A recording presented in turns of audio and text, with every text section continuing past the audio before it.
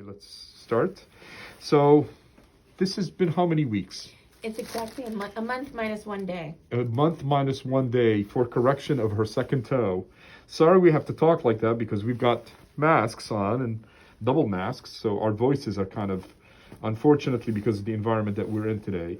Nonetheless, so this toe, poor little toe, was injected 3 times within 4 to 5 months. Also was given 3 courses of steroid. So the injections were 3 injections of steroid plus 3 courses of oral steroid. So what happened is, as you can see later on, the toe popped up, completely dislocated. Because steroid is like dealing with the devil. He may help you initially, but he's going to take you down the wrong path.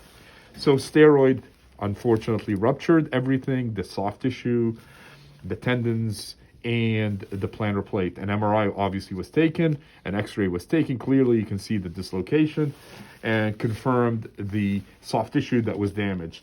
In her situation, surgically, we always like to curve them a little bit, as you guys can see the cut. And so this is a month out.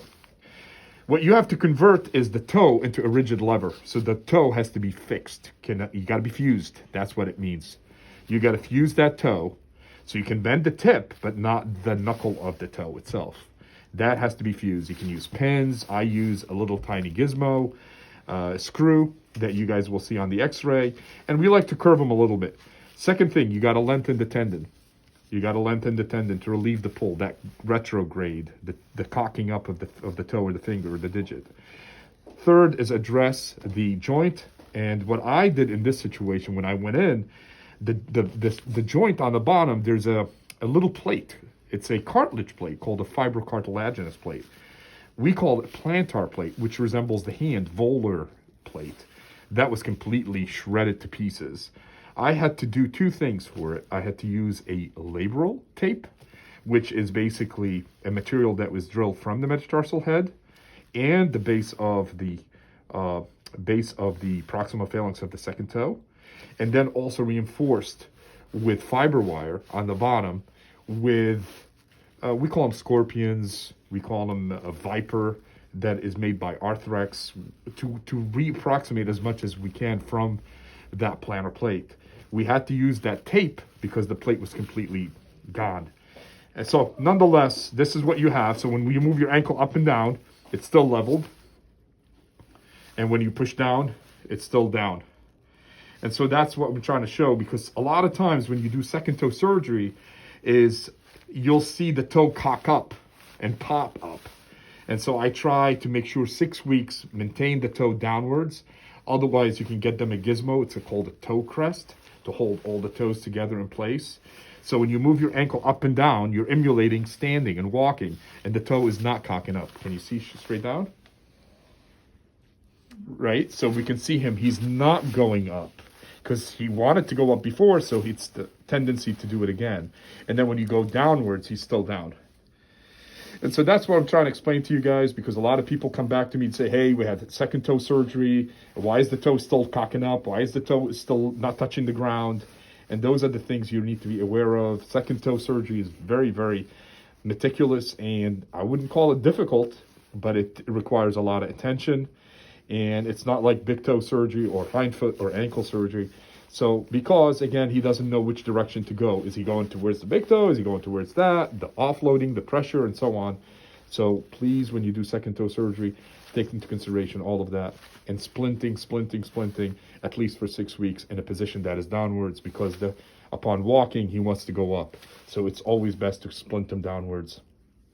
And some people use pins. I don't use pins. I use the screws that you will see later on the x-rays. Well, so we're going to show you the x-rays. Thank you. Which is on the side profile of the foot, just trying to show that there is no elevation of the toe.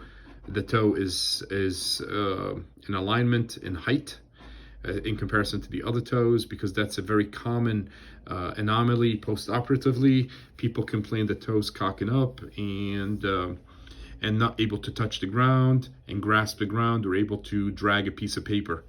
So today's x-rays, again, so briefly, let me explain to you guys. Second toe surgery requires a lot of finesse. There is, in the foot, an ankle literature from a podiatry standpoint, they talk about a Eastern and a Western philosophy in regards to the second toe surgery. Now, toe surgery, by definition, if there's a contracture, they consider it a hammer toe that involves 2+ joints of a contracture, and a sequential release is required. And that's what they teach you in school, which is fine and dandy. But do understand that foot type is extremely, extremely important when you say hammer toe, because that's what defines a hammer toe, depending on the high or the low arch in regards to imbalance of tendon pull. It's like a pulley mechanism. So nonetheless, I just want to show you guys this little tiny gizmo, that metallic thing. That's called a retro. Why is it retro? Because you put it in reverse, and it allows compression very nicely in comparison to a pin. So before, I used to use 20 years ago, when I first started, I used to use a pin track infections, bending the wire, breaking the wire.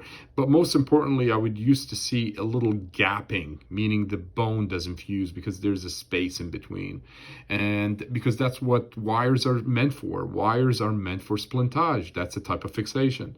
So anyway, it doesn't allow compression as a screw does. So that's one of the differences. Now, anyway, let's look at these little 2 holes. These 2 holes are very, very important to my fellow colleagues in podiatry or elsewhere who are attempting to do a plantar plate repair, and knowing the fact in MRI or going intraoperatively and there is no plate whatsoever, like in this situation.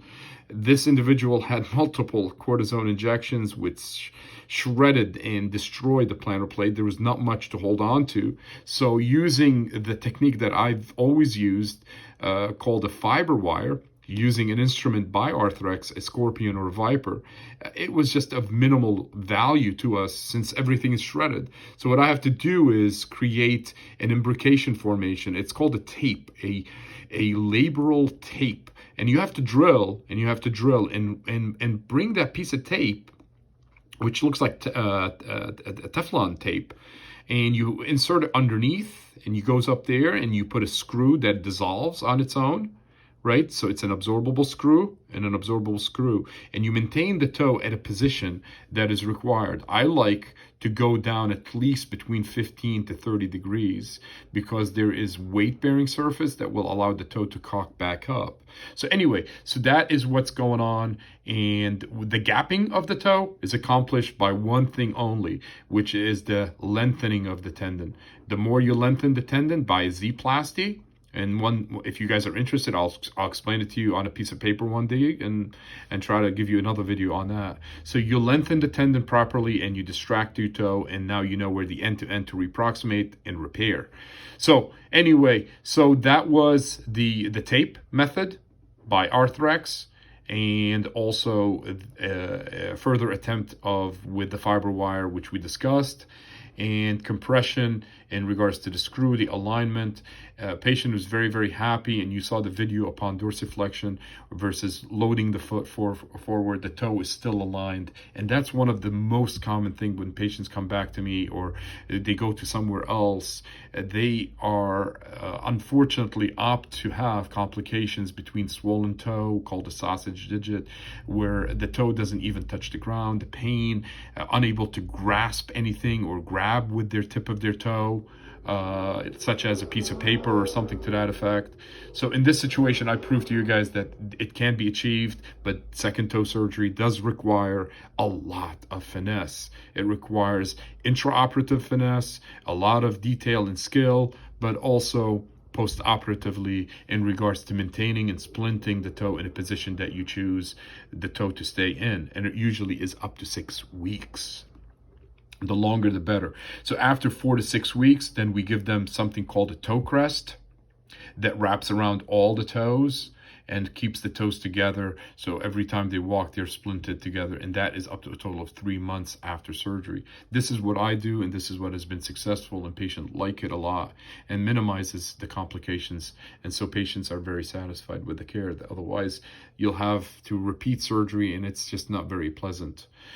So parabola, meaning the length of and the alignment of the toe on all different planes.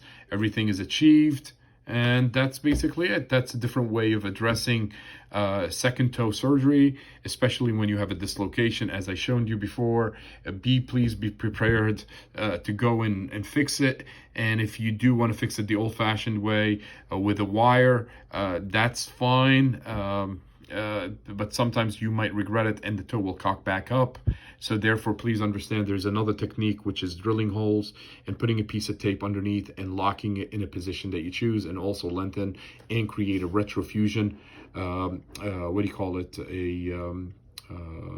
A fusion at the knuckle of the toe rather than the knuckle of the foot. I use that terminology. That's my own. So the PIPJ, the proximal interphalangeal joint, has to be fused to create a rigid lever phenomenon. Otherwise, the toe will cock back up. I hope that was very helpful to people, especially that had second toe surgery and had plantar plate ruptures, and they can understand it further, and also hopefully tutorial to the residents that are going into private practice or into the field. Hopefully that should be of help to them. Thank you again. Bye bye.